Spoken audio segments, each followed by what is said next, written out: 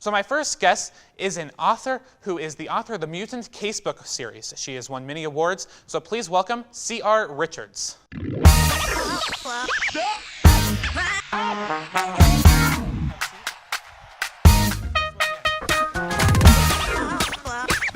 I didn't interview you, but I met you at Denver Comic-Con. Yes. That was the last time I saw you.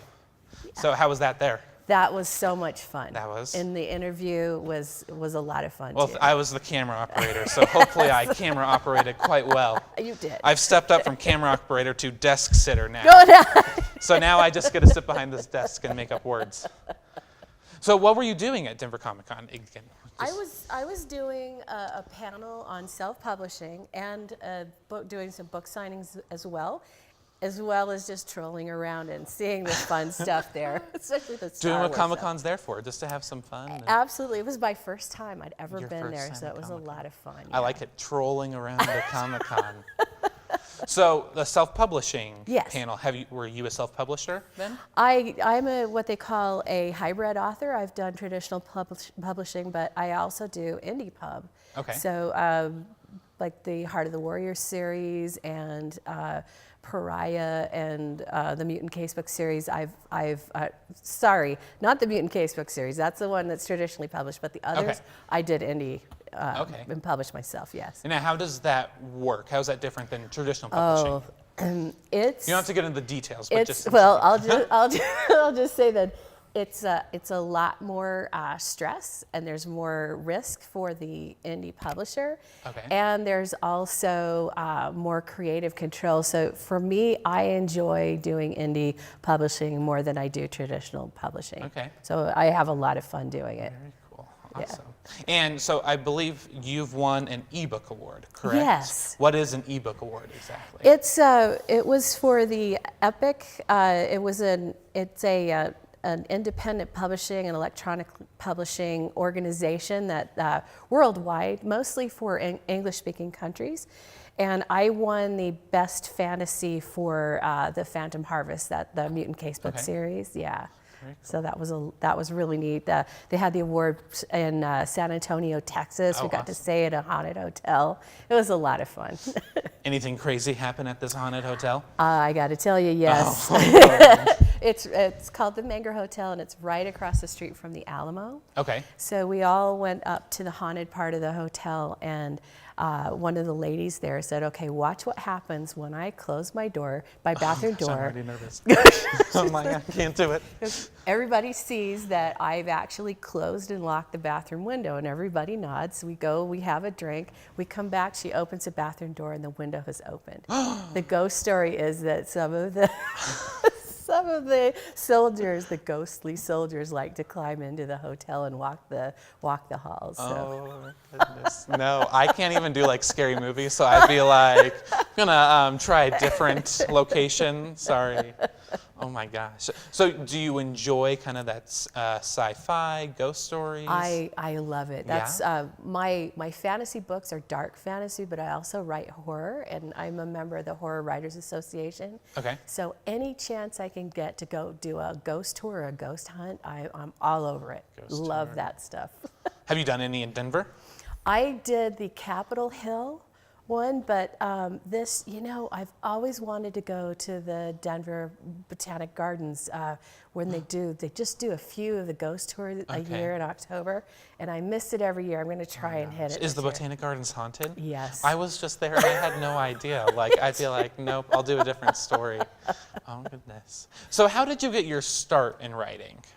Well, I have been writing as long as I can remember, but when I was in junior high and high school, I think you have junior high here in Colorado, I'm not sure. Junior high, middle school? Middle school, yeah. Some sort of school that everyone despises and wants to get out of. Yes. Yeah. Well, and I was the editor of the paper in high school, and I was on my college paper, but I love doing the feature stories, the really fun, spooky stories, that nobody else wants. I'll go do that.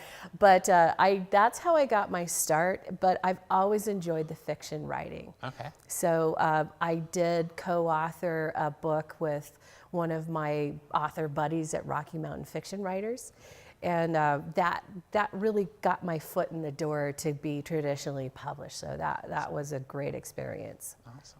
And we have a couple of your books here. Yes. Let me grab them. We can talk about them. Which one do you want to talk about first? I can't pronounce this one, so you're going to have to help me Okay. on that. That one is called Pariah, and it was meant to be Pariah.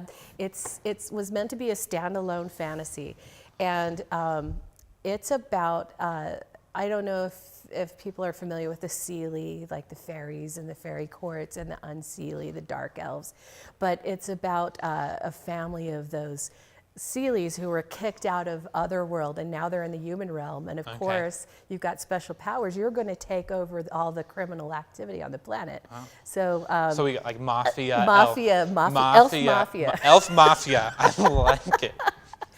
And so the elf, he's part elf and part elemental. His name is Jin on the front cover.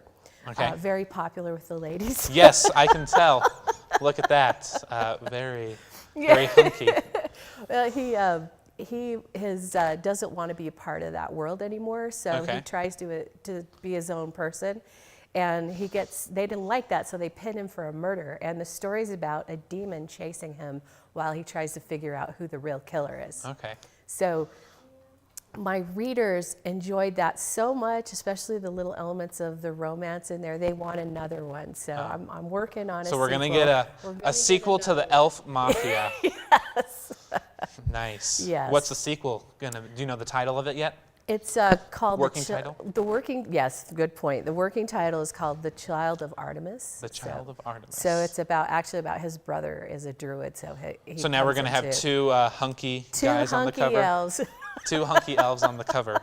So like two it. for the price of one. And who are both running from the Elf Mafia. That's right. That is true. Because they're trying to stop them from taking over our world. That is true. I like it. And then we have, okay, I think I got this one, Lords of Valdion. Yes. Whew, Yeah, Lord, you did. Right on. Valdion. Yeah. And I have people come up to me and ask me, were you aware that's the name of a cheese? And yes, I was. Oh. I came up with a name when I was sitting on the Riverwalk in San Antonio. And I had a plate of Spanish cheese, and I thought, ooh, what is this cheese? Valdion. Ooh, that's yummy, and I love the name. Okay, I'm going to use it. Perfect. And it's a province in France, not France. It's in Spain too. So this one is the Lords of Valdion is first book in a series. Okay. And the next book I'm going to be releasing later in the wintertime is book 2. Okay. So the people who want the sequel to Pariah are going to have to wait. Until the Lords of Valdion. Do we have a working title for the next? Yes, that one's called. Is it a secret? No, it's not. Oh no. Okay, good. I was like, oh no, what if I? You're good to go. No, it's called the Obsidian Gates. The Obsidian Gates. So. I like it. Oh, thank you. All right, so we're not going to have any hunky.